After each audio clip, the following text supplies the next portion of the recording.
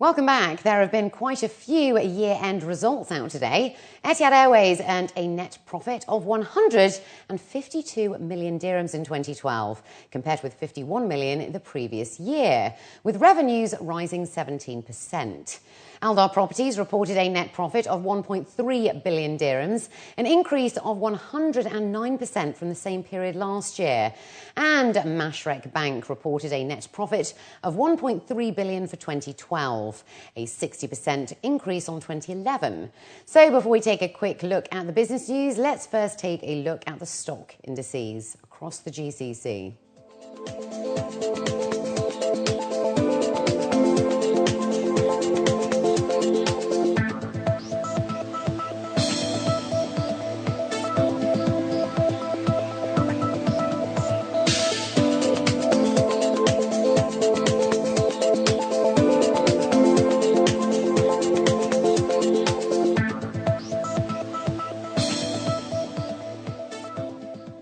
And in our top business story, thought leaders from across the globe and around the region continue to discuss the challenges in the Middle East and North Africa in an effort to create progress.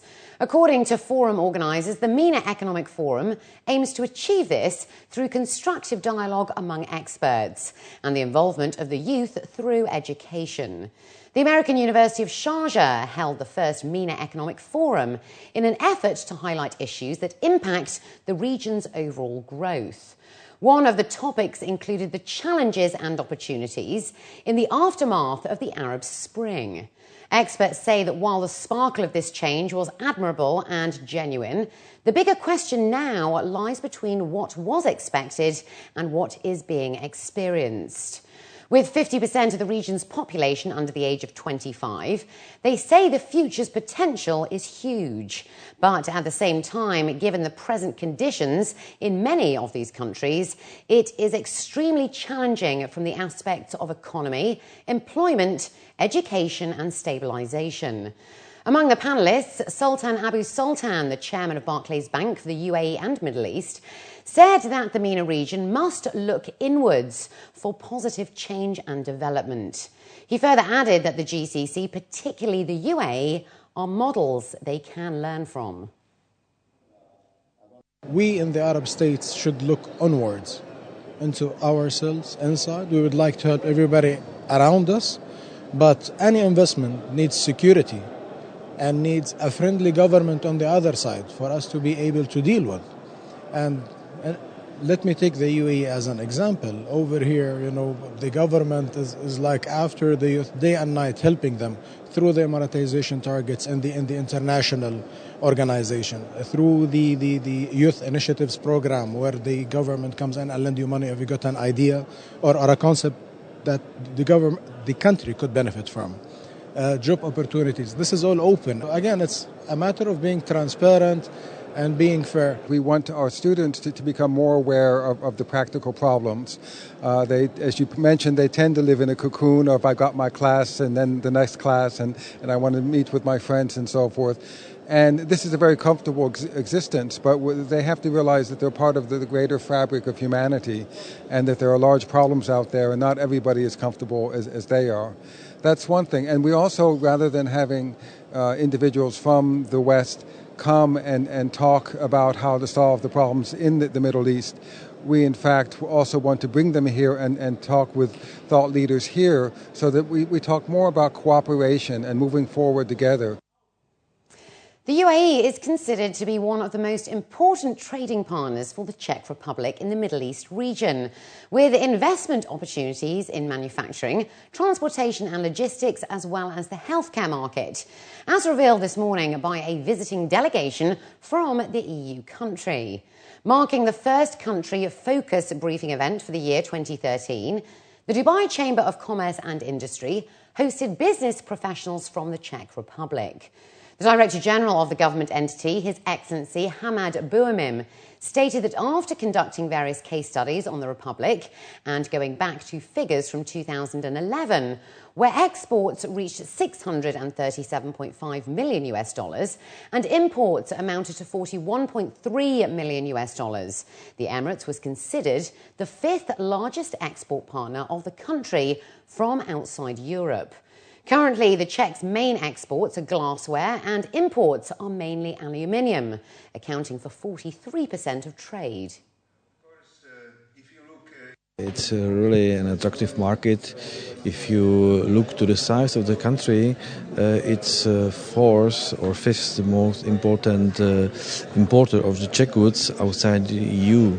So, like the giants like United States, China, or India are surpassing UAE, but this is really the hub for our trade, because the Czech Republic is recently one of the most successful destinations for foreign direct investments. But the truth is that, of course, since the Czech Republic is getting mature, the character of investments is quite different. So the investments might be quite risky from the point of view of technologies, where you never know whether you succeed. So it's mostly about innovation. Meanwhile, with a dozen UNESCO World Heritage Sites spread across the capital, Prague and other neighbouring cities, the country is also an attractive tourism destination. Medical tourism especially contributes approximately 3% towards the country's GDP, as spas and health retreats are a favourite for visitors. Especially if you want to focus on GCC countries and Arabic clients, Czech Republic offers Czech spas. So, as I mentioned in my presentation, there are these natural mineral sources why all these clients are coming to Czech Republic to enjoy and get healed due to these mineral waters, gases and pelloids. But not only, it's a country full of history. So there are over 2,000 chateaus and castles open to the public as well.